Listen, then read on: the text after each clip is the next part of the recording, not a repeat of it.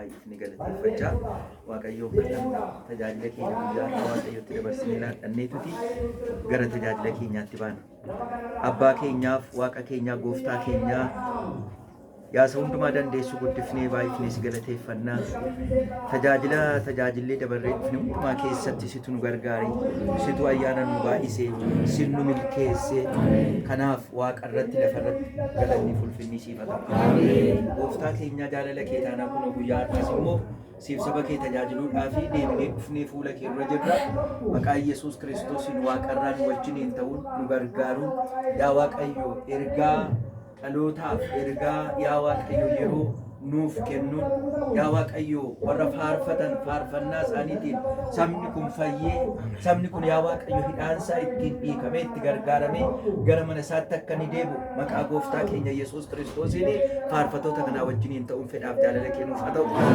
Yaa Waaqayyo luba qulqulleessan yaa Waaqayyo isaan duukaa ta'uun sirna qulqulleessuu kana keessaan yaa Waaqayyo sabni kee akka inni fayyu sabni kee yaa Waaqayyo gaaffii isaaf deebii akka inni argatu hidhaasaatiif hiikamsa akka inni argatu sirna qulqulleessuu kana keessallee akka ati taatu yaa Waaqayyo warra luqqisii dubbisan kallattii garaagaraatiin guyyaa har'aa warra tajaajilan duukaa dhaabbattee saba kana tajaajiluun fedhaaf jaalala kennuuf haa ta'u. Abbaan hojii kanaa siidha, abbaan maasii kanaa, abbaan qe'ee kanaa, abbaan saba kanaa siidha. Waa'een saba kanaa irra caalaas itti dhaga'ama. Iddoo dadhabbii isaanii, iddoo miidhama isaanii, iddoo caba isaanii hundumaa ati ni argitu Waaqayyo akka gaaffii isaaniitti deebii isaanii ta'uun fedhaaf jaalala kennuuf haa ta'u. Sagalee isaa ergee saba isaa fayyise jedhamee barreeffamee jira. Waaqarraa sagaleen kennuuf haa dhufu. Waaqeffannaa kanaan mormuudhaaf waaqeffannaa iddoo garagaraatti addunyaadhuma kanarratti geggeeffamu mormuudhaaf kan ba'e ergamaan hafuura hamaa ergamaan Luusifer maqaa Yesuus Kiristoosiin lafa jiru hundumaatti kan hidhame haa ta'u. Sochiinsa haa daangeffamu. Maqaa Yesuusiin akeekni isaa harkatti haa rukutamu. Dhaanni isaa haa jiigamu. Hojiin isaa haa jiigamu. Maqaa Yesuus Kiristoosiin qilleensa kanarraa kan diigame haa ta'u. Lafa kanarraa kan diigame haa ta'u. Dachee keessaa kan diigame haa ta'u. Gooftaa keenyaa humniif aboon waaqummaa keetiin wajjiniin haa ta'u. Tajaajiltoota kanaa wajjiniin haa ta'u. Arraba isaanii irra taa'ii saba kanatti dubbadhu. Keessa isaanii godhi saba kanatti dubbadhu. Saba kana fayyisi. Caba isaaniitti dhidhiibi. Gooftaa keenyaa kan hundumaa hin gootaa ulfinniif galanni siif haa ta'u. Mooraan kun ulfina kee ulfina Waaqayyo Waaqa isa jiraataaf kan qulqullaa'e haa ta'u.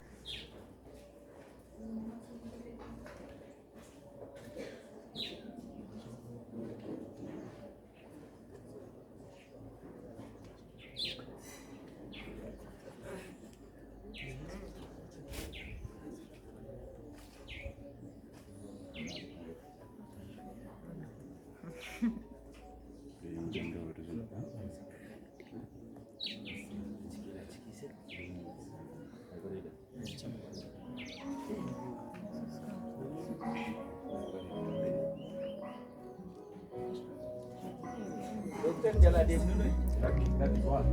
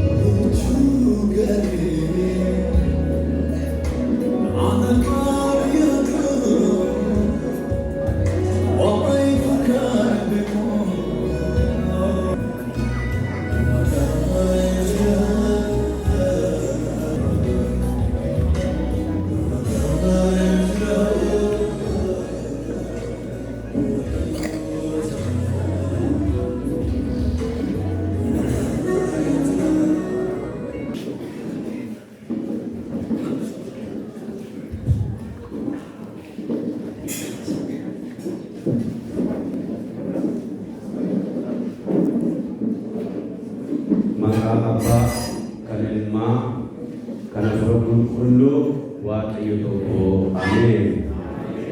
Amantoonni waldaa keenyaa waldaa Maqaan Yesuus burqaa gaarii keessumoonni hunumatu Waaqayyoon illee waaqeffachuudhaaf dhuftan hunduma keessan nagaa Waaqayyoo isin gaafadhaa. Akkam jirtu? Nagaan Gooftaa Yesuus Kiristoos hunduma keessaniif haa baay'atu. Waaqayyoon jiraataan guyyaa baroota nuuf kenne keessaa nuuf ramade keessaa guyyaa har'aatiin nu ga'e. Waaqayyoon guyyaa har'aa walii wajjin akka waaqeffannu Waaqayyo inni balbala araaraaf balbala jireenyaa nu kenne kun galata haa fudhatu. Kanuma kana Waaqayyoon walii wajjin waaqeffannaa. Kanaafi sirna waaqeffannaa keenya kan walii wajjin ittiin eegallu macaafa faarfannaa galata Waaqayyoo irraa faarfannaa 10 fuula 4 kan jiru faarfannaa 10 fuula 4 kan jiru walii wajjin faarfachuudhaan ni eegalla. Jaalala kee taanaan nuyi amma har'aatti walitti nu qabde bobaa kee jalatti yaa abbaa nuuf dhangalaasi eebba jennee Waaqayyoon faarfachuudhaan kadhannaadhaan kadhachuudhaan walii wajjin ni eegalla. Jaalala kee taanaan nu eegdamarraatti walitti nu qabde bobaa kee jalatti yaa abbaa nu dhangalaaseeffa yaa abbaa nu dhangalaaseeffa guyyaana kanaa nu gidduutti ulfaadhu jalqabaaf dhumasaa ofii kee dhuunfadhu yaa abbaa eebba kee nuuf laadhu yaa abbaa eebba kee nuuf laadhu jaalala kee taanaan nu eegdamarraatti walitti nu qabdee bobaa kee jalatti yaa abbaa nu dhangalaaseeffa akka Yaaqoobii kokkoo nu eebbisi bokkaa eebba keetii waaqarraa nuuf roobsi yaa Yesuus maqaa kee ulfeessi yaa Yesuus maqaa kee ulfeessi jaalala kee taanaan nu eegdamarraatti walitti nu qabdee bobaa kee jalatti yaa abbaa nu dhangalaaseeffa yaa abbaa nu dhangalaaseeffa yaa Hafuura Qulqulluu maaloo nu geggeessi bokkaa eebba keetiin lafee keenya jiisi gooftaa koo kottuu nu eebbisi gooftaa koo kottuu nu eebbisi jaalala kee taanaan nu eegdamarraatti walitti nu qabdee bobaa kee jalatti yaa abbaa nu dhangalaaseeffa yaa abbaa nu dhangalaaseeffa guyyaa keenyaa guyyaa eebba kana nu hundumti keenya gara kee ilaalla yaa abbaa eebbifamuu feena yaa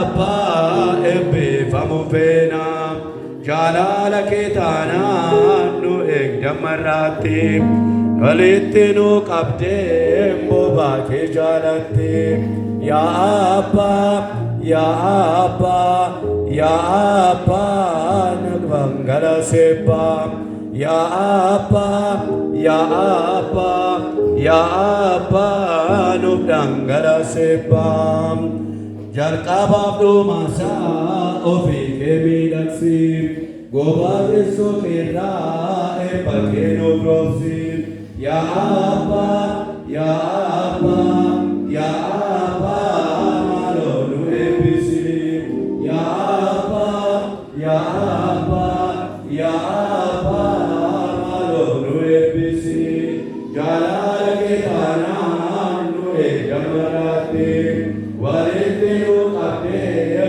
bobaa kee jaalatte yaa Abbaa yaa Abbaa yaa Abbaa nu dhangalasebbaa. Amma walii wajjin qulqulluu jennee Waaqayyoon isa jiraataa isa guddaa nu tajaajila.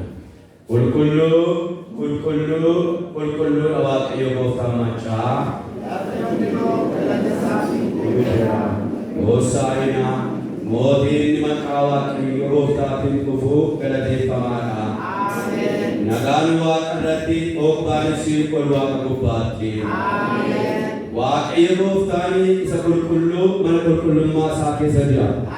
Teessoon isaas Waaqarra. Garaa qabaadhaa fi hafuura gaddeebi'aa kan qabanutti dhiyoodha.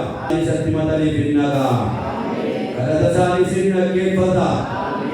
Kanaaf kottaa amantiidhaan gara teessoo ayyaana isaatti dhiyaanne Waaqayyoon gooftaa keenya araaraaf dhiifamaa hin kadhanna. Yeroo kanatti mee obbolottan koo Waaqayyoon gooftaa maccaa jiraataa hundaa olii qulqullootaan olii isa ta'e akka inni cubbuu keenya dhiisumee araara haa kadhannu. Araara haa kadhannu. Natti araaran jedhanii Waaqayyoon gooftaa keenya yaadaan kan gaddisiisne jireenyaan kan gaddisiisne deddeebii keenyaan kan gaddisiisne yeroon kun carraa gaarii obbolottan koo balballi Waaqaa inni araaraan godhuu inni yeroo dhumaa ijoollee isaa simatee jeenaa isaanii haaressuudhaaf harka isaa bal'isee inni ijoollee isaa eegu gooftaan keenya Iyesuus Kiristoos ijoollottan isaa warra dhiiga isaatiin dubne cubbuu keenya isa dhuunfaa isa dubbiidhaan isa amalaan isa yaadaan isa dirqama keenya ba'uu dadhabuudhaan Waaqayyoon gaddisiisne kana nuu dhiisuudhaaf ilmi Waaqayyoo harka isaa diriirsee du'aamaa jira. Ilmannu harmee koo ilmannu dargaggoota daa'immanii araaraa inni nu godhu Yesuus gidduu kana jira. Dhiifama inni namaa godhu ilmi Waaqayyoo gidduu kana jira. Haleluuyaa. Kanaaf hin kadhanne Waaqayyoo natti araarami jedha Waaqayyoo gooftaan finaa kana mataa keenya qaqqabannee mee keessa namummaa keenya ilaallee sakartaane jaalalli nutti hir'atee obsi nutti hir'atee baachuu dadhabuun nutti hir'atee gungumnee hidhii jennee dinnee Waaqayyoon gaddisiisnee jirra ta'a.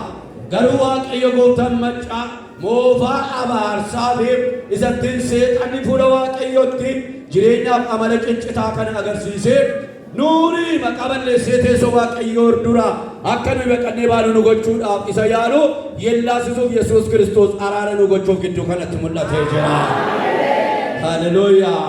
Kanaaf araaran kadhanna Waaqayyoon natti araarami jedha obbolootaan koo naaniis jedha waan gooftaadhaan sitti akka kanaa jedha gara mana Waaqayyootti gaafa ol galtu faana miila kee eeggadhu ejjennaa kee eeggadhu deddeebii kee eeggadhu. Maqaa gooftaa Yesuus nurraa haa ka'u. Maqaa isa du'a mootee ka'e nurraa haa ka'u. Dhiiga galaanoo gubbaatti dhangala'ee dhiifama cubbuutii fi isa lola'e nurraa haa ka'u. Mana koo mana keessa nurraa haa ka'u. Jireenya koo jireenya keessa nurraa haa ka'u. Ofitti deebina. Amma yoo ofitti deebina. Mee isa unu Waaqayyo gidduutti danqaa ta'e. Harki Waaqayyo kan inni nu qaqqabanne kan nu Waaqayyo gidduu dhaabbatee jiru akka harki isaa jireenya keenya haaressee seenaa keenya haaressee Akanu yo ayo juwani nagare kangol ganama kana makabo to Yesus Kristus nura hakau. Amen.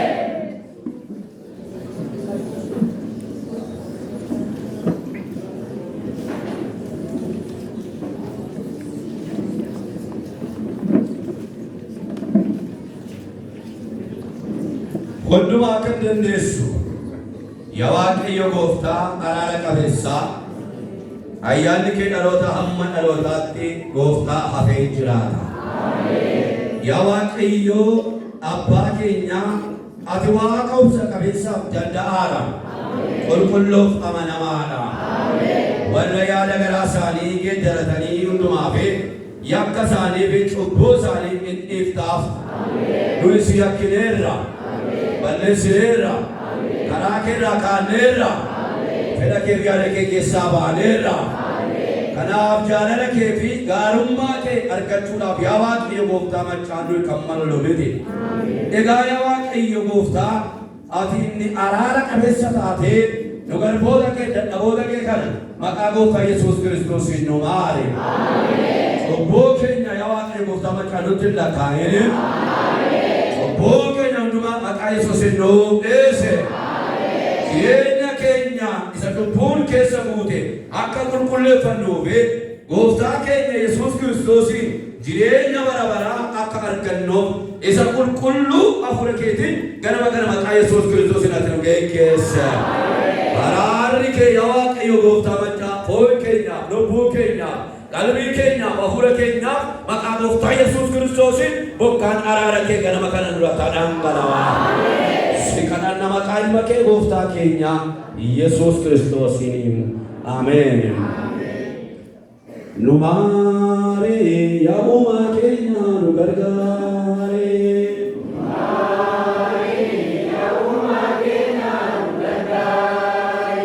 Nu maari yaa uumaa keenya nu gargaare.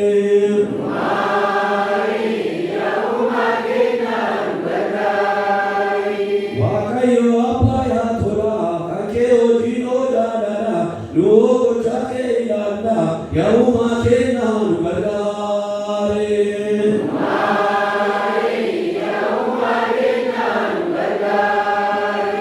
Nu maari yaa uumaa keenya nu gargaare.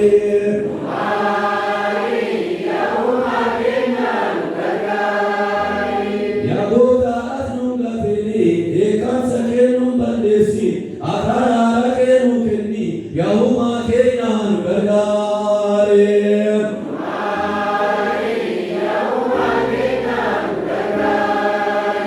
Nu maari yaa uumaa keenya nu gargaare.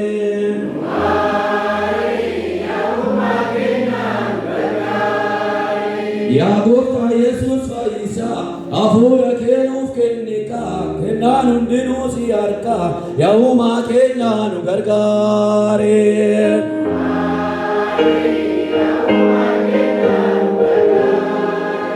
Nu maari yaa uumaa keenya nu gargaare.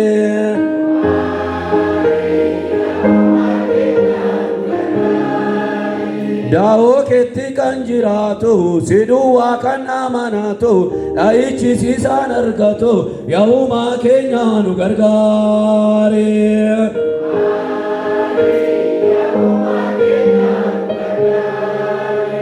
Nu maari fayyisaa keenya nu gargaare.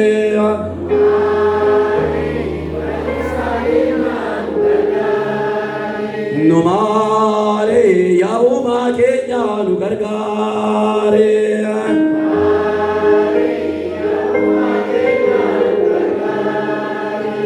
Amma walii wajjin yaa Waaqayyo abbaa keenya nu maari jenna. Yaa Waaqayyo abbaa keenya nu maari. Cubbuu keenyas nuuf dhiisi.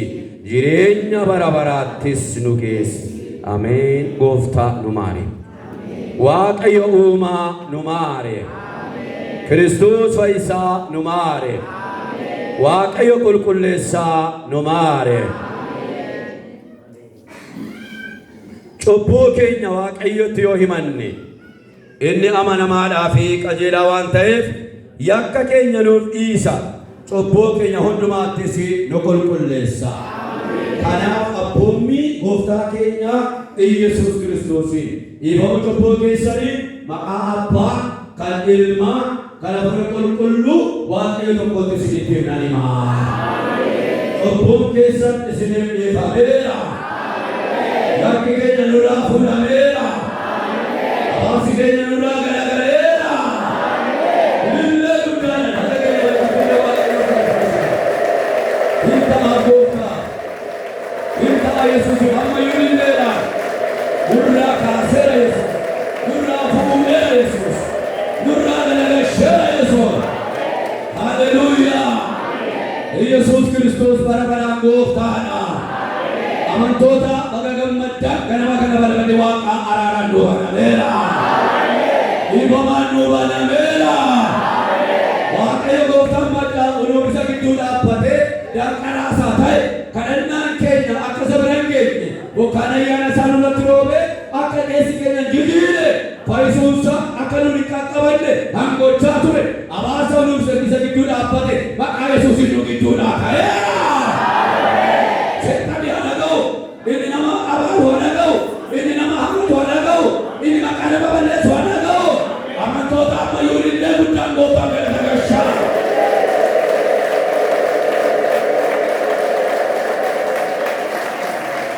Haleluuyaa. Inni kun hangafa waaqeffannaa keenyaadha. Karaa keenyarraa, adeemsa keenyarraa, tajaajila keenyarraa, waaqeffannaa keenyarraa, lallaba keenyarraa kallattii kamiin ulfinni gooftaa akka inni mul'anne hangafummaatti kan seexaniin dhimmatti ba'u maqaa Yesuusii Waaqayyo nurraa kaaseera. Kanaaf abbaa walii wajjin jajannaa. Abbaaf ulfinni haa ta'u. Ilma isaatiifis Hafuura Qulqulluufis jalqaba akka ture ammas darbee baraa hamma bara baraatti. Ameen. Waaqayyo si wajjin haa ta'u.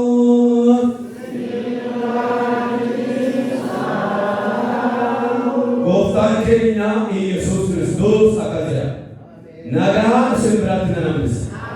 Nagaa koo isiniif kenna. Ani akka biyya lafaa kennuudhaan isiniif kennameti. Garaan keessan hin raafamin, hin sodaatinis. Kanaaf nagaa Kiristoos kana isa sammuu namaa gara laalannu, isa hubannaa namaa gara laalannu nama nuuf kennu harka qabne maqaa gooftaa Yesuus Kiristoos jaalala dhugaa, nagaa dhugaa kan wal gaafannaa. Kanaaf si kennu harka qabaate nagaa gooftaa Yesuus sifa baay'ata hammannaati. Jaalala isa dhugaa garaarraa walitti agarsiisa. Ijoollee afuraa ta'uu keenya haa mul'ifnu.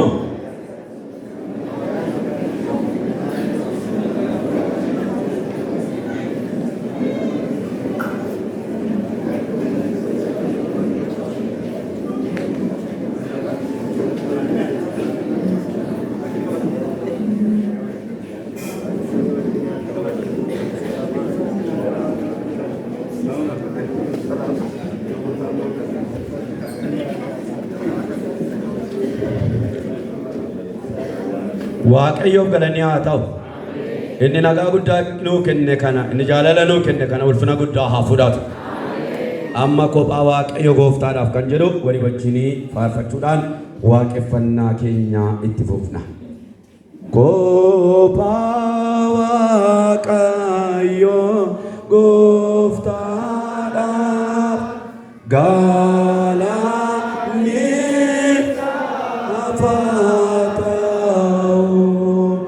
haa ayana goda jalala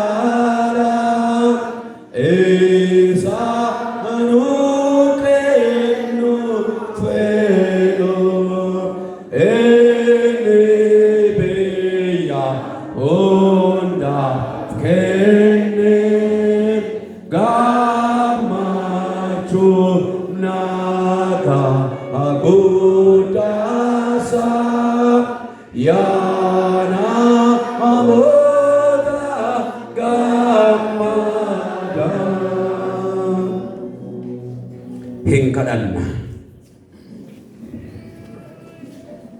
Mee yeroo kanatti irra deebine Waaqayyoon gooftaa maccaa isa jiraataa bara hundumaa ta'e kana isa duwwaaf galanni, isa duwwaaf ulfinni, isa duwwaaf jajamuun, isa duwwaaf waaqeffamuun kan malu akkaataa akkasitti araara guddaa nutti agarsiisee